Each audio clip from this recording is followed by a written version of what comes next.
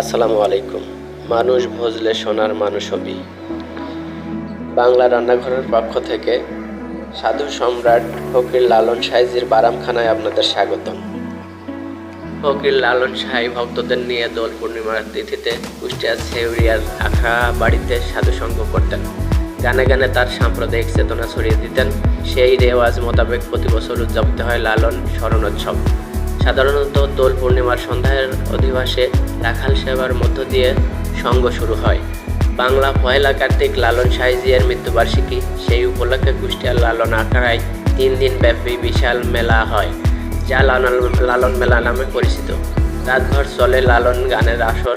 বছরের এই 3টা দিন লালন আখড়া থাকে জমজমাট। লালন মেলা উপলক্ষে আখড়াবাড়ির লালন মাজারকে সাজানো হয় নানা সাজে। প্রধান ফটক আর মূল মাজারে সাদা লাল নীল আলোকসজ্জা, বিশাল তোরণ নির্মাণ ও মাজারের বাইরে কালী নদীর ভরাটকৃত জায়গায় স্থাপিত লালন মঞ্চের সামনে বিশাল সামিয়ানা টাঙানো হয়। আলোচনা মঞ্চের চারপাশে লালন মাজারের প্রধান রাস্তা জুড়ে বসে গ্রামীণ মেলা।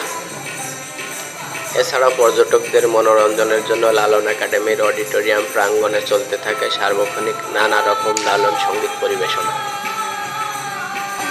ভিডিওটি ভালো লাগলে লাইক, কমেন্ট, শেয়ার, ফলো এবং সাবস্ক্রাইব করে সাথেই থাকুন। ধন্যবাদ।